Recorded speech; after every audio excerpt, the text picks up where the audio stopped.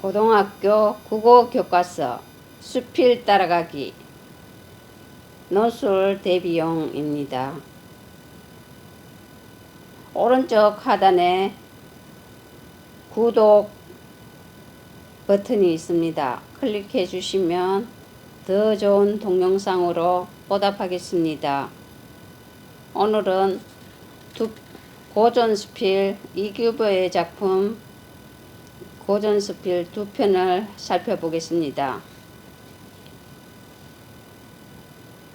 먼저 이옥설,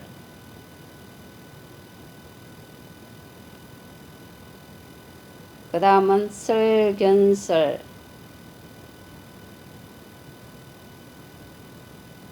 참고 교재는 미래엔입니다.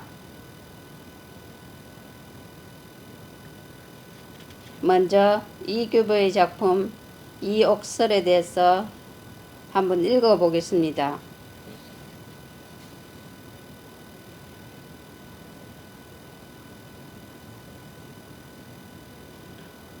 이옥설 이규보.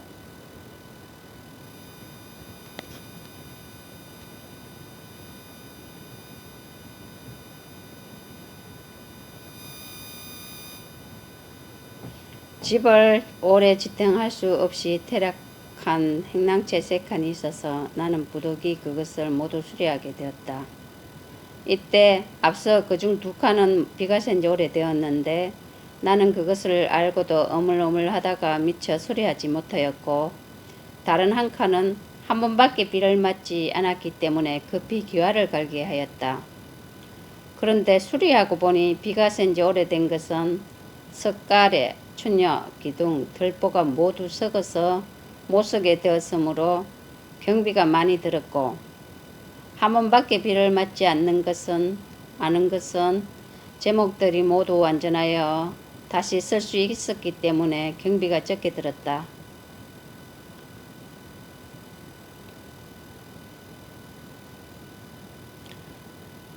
나는 여기에서 이렇게 생각한다. 사람의 몸에 있어서도 역시 마찬가지다.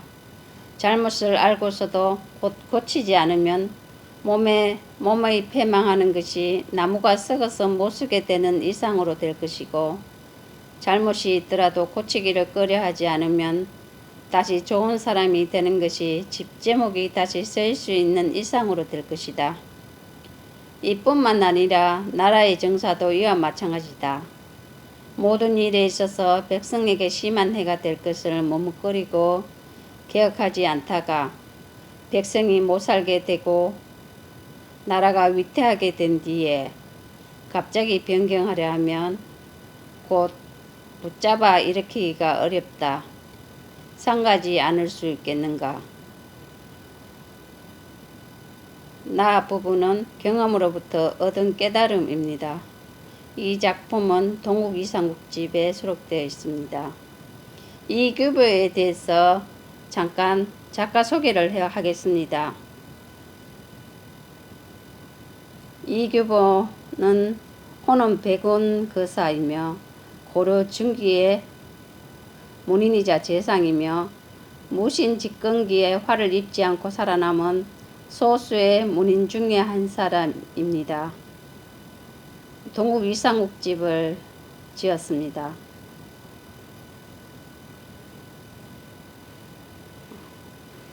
다산 정약용은 이규보를 아주 극찬을 했습니다. 이옥설, 이란 수리의 리자고 옥은 가옥입니다. 가옥을 수리하는 그런 수필입니다.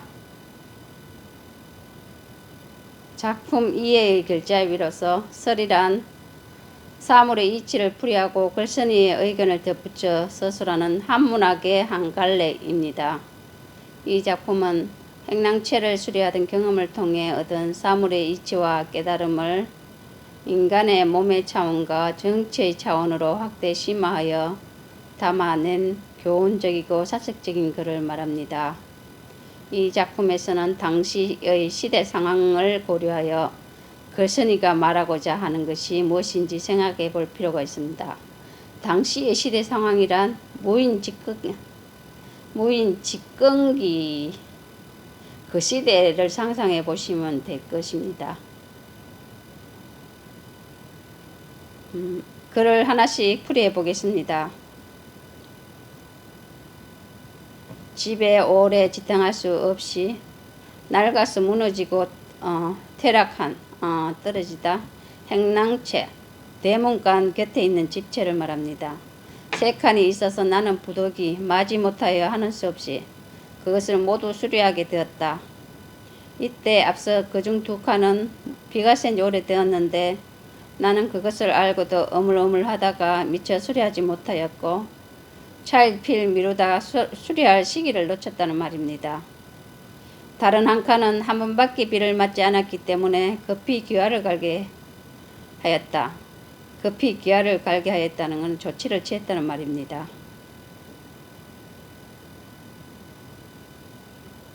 그런데 수리하고 보니 비가 센 지 오래된 것은 석가래, 주녀, 기둥, 들보가 모두 썩어서 못쓰게 되었으므로 경비가 많이 들었고 여기서 호미로 막을 것을 가래로 막는다라는 속담의 상황과 유사합니다. 한 번밖에 비를 맞지 않은 것, 비가 센 지 오래된 것, 이건 대조의 뜻입니다. 대조. 비를 맞지 않은 것은 제목들이 모두 완전하여 다시 설 수 있었기 때문에 경비가 적게 들었다. 갈로 안에 구체적 경험을 통해 잘못된 것을 알고 바로 고쳤을 때와 그렇지 않았을 때의 차이를 보여줍니다. 글쓴이의 집을 고친 경험, 수리한 경험에 대해서 글을 썼습니다. 나는 여기에서 이렇게 생각한다. 경험을 통한 깨달음을 제시합니다.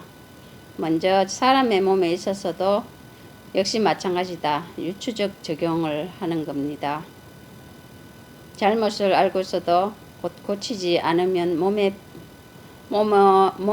패망하는 것이 삶에 져서 망하는 것은 나무가 썩어서 못 쓰게 되는 이상으로 될 것이고 잘못이 있더라도 고치기를 꺼려하지 않으면 다시 좋은 사람이 되는 것이 곧 집제목이 다시 설 수 있는 이상으로 될 것이다.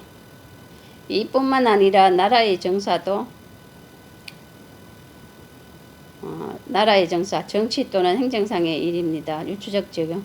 나라의 정사도 이와 마찬가지다. 모든 일에 있어서 나라의 정사, 이거는 유추적 적용을 나타냅니다. 모든 일에 있어서 백성에게 심한 해가 될 것을 머뭇거리고 계획하지 않으면 때를 놓치지 않는 개혁과 결단의 필요성입니다. 백성이 못 살게 되고 나라가 위태하게 된 뒤에 갑자기 변경하려 하면 곧 붙잡아 일으키기가 어렵다. 상가지 않을 수 있겠는가, 조심하지 않을 수 있겠는가 서리법입니다. 글쓴이의 생각을 나타냅니다. 자신과 타인에 대한 경계의 태도, 마시지탄을 경계합니다. 여기서 경험으로부터 깨달음이 나타납니다. 핵심은 잘못을 미리 알고 고쳐나가는 자세가 중요하다는 뜻입니다. 첫 번째 문단은 경험하고 깨달음의 구성 방식입니다. 첫 번째 문단은 경험, 집을 고친 경험, 일상생활의 구체적 경험을 말합니다. 두 번째 문단은 깨달음을 말합니다. 사람의 경우에 적용합니다. 잘못을 발견 즉시 고쳐야 함, 깨달음의 적용을 말합니다. 나라의 정치에 적용하는 것, 나라의 정치도 잘못을 발견한 즉시 개선해야 한다는 말입니다. 깨달음의 범위를 확장하고 적용한다는 말입니다. 여기서 다시 한번 말씀을 드리겠습니다. 글쓴이의 경험, 행랑채를 수리할 때 비가 센 지 오래된 것은 제목이 썩어 경비가 많이 들었다. 비를 한 번만 맞은 것은 제목이 완전하여 경비가 적게 들었다는 뜻입니다. 학습 활동에 대해서 한 번 더 말씀을 드리겠습니다. 이 옥서를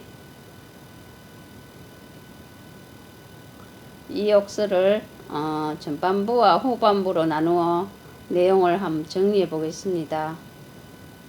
행랑채를 수리하다 보니 어물어물하다가 시기를 놓친 것은 경비가 많이 들었다는 뜻이고, 사람도 잘못을 알고 고치지 않으면 패망하게 된다는 뜻입니다. 후반부에 사람도 잘못을 알고 고치지 않으면 패망하게 된다는 뜻은 우선 수신, 내 몸을 닦는다. 정사도 백성에게 해가 될 것을 기억하지 않으면 위태롭게 된 후에 때가 늦는다. 이건 치국, 나라를 다스린다는 뜻입니다. 수신제가, 치국 평천하, 그런 뜻도 같이 함께 들어가 있습니다. 고려 후기에 역사적 사회적 상황을 고려할 때 이 옥설에서 걸선이가 말하고자 하는 것은 무엇인지 한번 살펴보겠습니다. 내우외한 이 규보가 관료로서 당시 고려시대 최씨무시 정권 당시입니다. 활동하던 시기는 고려의 중앙집권체제가 최씨무신 정권의 무력에 의해 좌우되던 시기였습니다. 그 시기에 몽고의 여러 차례의 침입으로 고려는 수도를 강화도로 옮기며 정했는데, 고려 백성들은 전란으로 참혹한 고통을 당했습니다. 무신집권청에서는 목숨을 바쳐 몽고에 저항하는 이들도 있었지만, 그렇지 않고 나라의 안위를 걱정하기보다는 자신들의 안위와 가문만을 보호하는 데 힘을 쏟는 이도 있었습니다. 나라의 안위를 걱정하기보다는 자신들의 안위와 가문만을 보호하는 데 힘을 쏟은 이를 걸선이가 경계하는 대상으로 봤습니다. 고려시대 몽골 침입 당시의 역사적 상황을 나타냈습니다. 최씨무신 정권 시절에 백성들의 안위를 보살피는 정치를 하지 않아서 몽골의 침입을 당하여 나라의 존립마저 위태롭게 되었습니다. 따라서 정사를 맡은 지도자들은 개인의 이익을 추구하는 사람들을 멀리하고 백성들의 삶을 보살피는 정치를 펴야 합니다. 한마디로 자신들의 안위와 가문만을 보호하기보다는 나라의 안위를 더 걱정하자는 뜻입니다.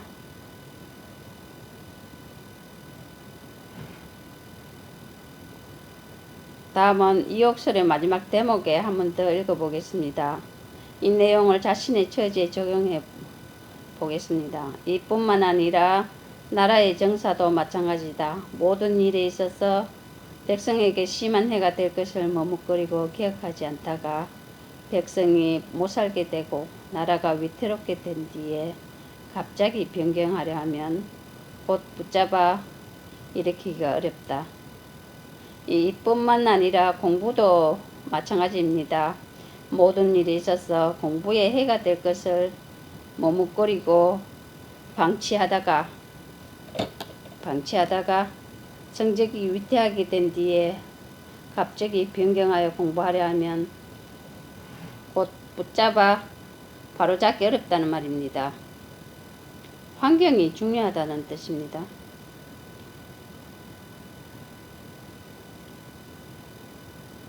다음은 설견설에 대해서 한번 읽어보겠습니다. 이규보의 작품 설견설.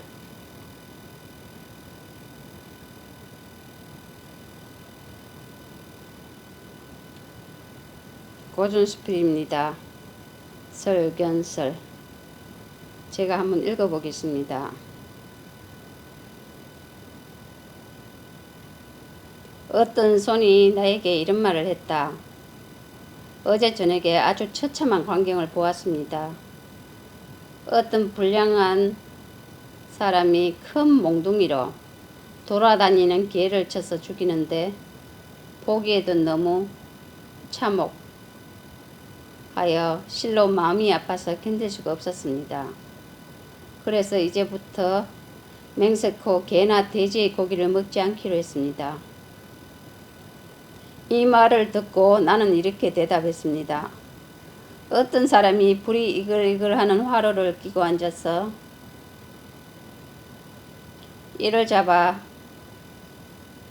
잡아서 그 불 속에 넣어 태워 죽이는 것을 보고 나는 마음이 아파서 다시는 이를 잡지 않기로 맹세했습니다. 손이 실망하는 듯한 표정으로 이는 미물이 아닙니까? 나는 그렇게 크고 육중한 짐승이 죽는 것을 보고 불쌍히 여겨서 한 말인데 당신은 구태여 이를 예를 들어서 대꾸하니 이는 필연코 나를 놀리는 것이 아닙니까? 하고 대들었다. 나는 좀 구체적으로 설명할 필요를 느꼈다. 무릇 피와 기운이 있는 것은 사람으로부터 소, 말, 돼지, 양, 벌레, 개미에 이르기까지 모두가 한결같이 살기를 원하고 죽기를 싫어하는 것입니다. 어찌 큰 놈만 죽기를 싫어하고 작은 놈만 죽기를 좋아하겠습니까? 그런즉 개와 이의 죽음은 같은 것입니다. 그래서 예를 들어서 큰 놈과 작은 놈을 적절히 대조한 것이지 당신을 놀리기 위해서 한 말은 아닙니다. 당신이 내 말을 믿지 못하겠으면 당신의 10손가락을 깨물어 보십시오. 엄지손가락만이 아프고 그 나머지는 아프지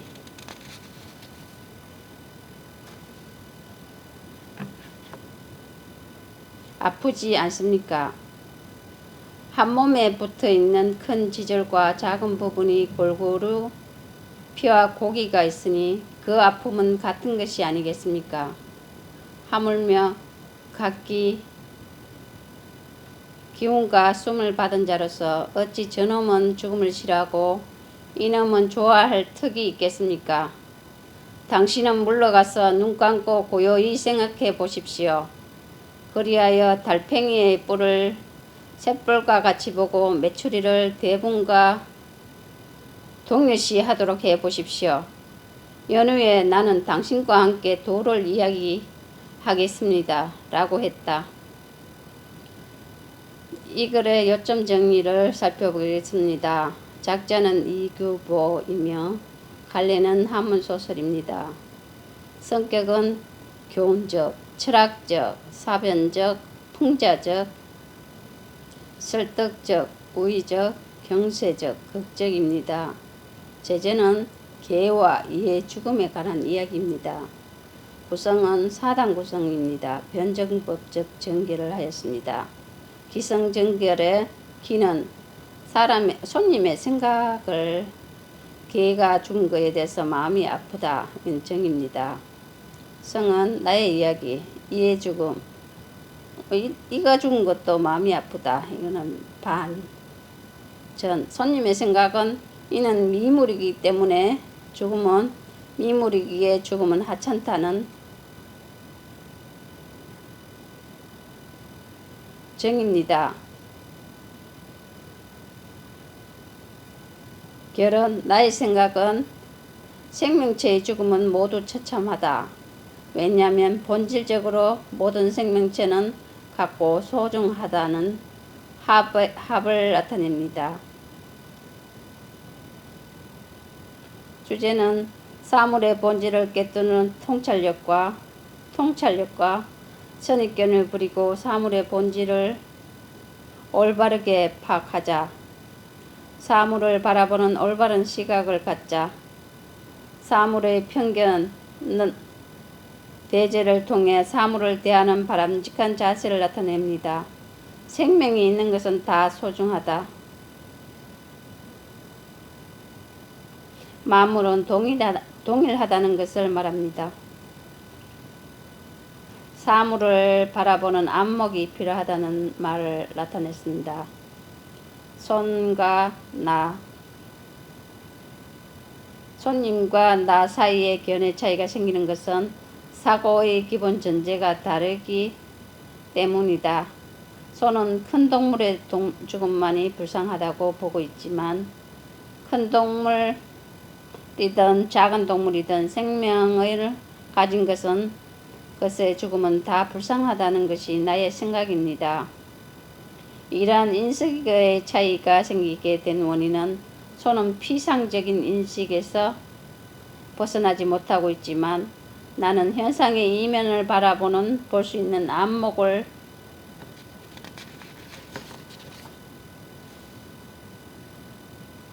갖춘 사람이기 때문입니다. 선입견이나 편견을 버리고 현상의 이면을 바라볼 수 있는 안목을 갖춰야 사물의 본질을 올바로 파악할 수 있다는 것은 이 글이 주는 교훈입니다. 출처는 동국 이상국집에 나옵니다. 다시 한번 말씀을 드리겠습니다. 손의 생각은 큰 동물이 죽는 것은 불쌍하다. 이의 죽음은 큰 동물의 죽음이 아니다. 그러므로 이의 죽음은 불쌍하지 않다. 사물의 가치 현상만으로 파악하는 인물입니다. 나의 생각은 크기와 상관없이 모든 생명은 동등하다. 이는 큰 동물은 아니지만 생명을 가진 동물입니다. 그러므로 이의 죽음이나 개의 죽음은 다르지 않다. 사물의 본질을 중시하는 인물입니다. 유사한 사물과의 관련은 10손가락을 깨물면 10손가락이 다 같이 아픕니다.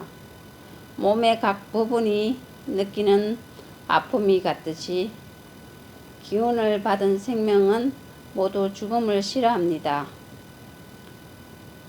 보편적인 깨달음은 크기가 다르다고 편견을 가지지 말고 생명이라는 본질을 보아야 한다는 뜻입니다. 즉 형상에 머물지 말고 이면에 존재하는 본질을 파악해야 한다는 뜻입니다. 출처는 작성자 블로그를 보고 제가 적었습니다. 풀뿌리란 블로그입니다. 이 설견설이란 내용을 보고 풀이한 내용을 보고 제가 느낀 것을 잠깐 말씀을 하겠습니다. 저는 그렇게 보지를 않고 개와 이의 죽음을 슬퍼하는 각도는 서로 다르다. 이걸 어떻게 보느냐 하면 앞서서 손과 나의 생각 그것은 그대로의 또 나름의 기준이 있겠지만 저는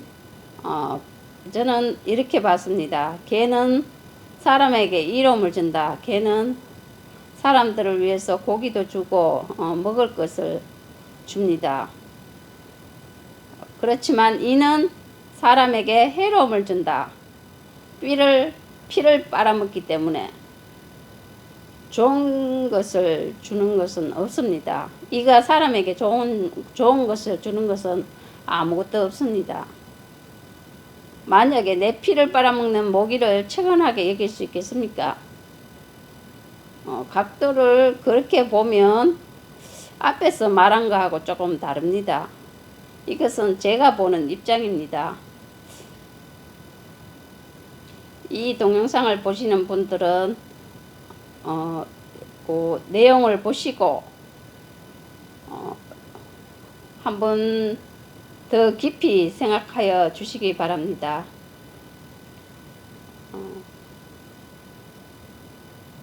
오른쪽 하단에 구독 버튼이 있습니다. 구독 클릭해 주시면 더 좋은 동영상으로 보답하겠습니다. 이상입니다. 감사합니다.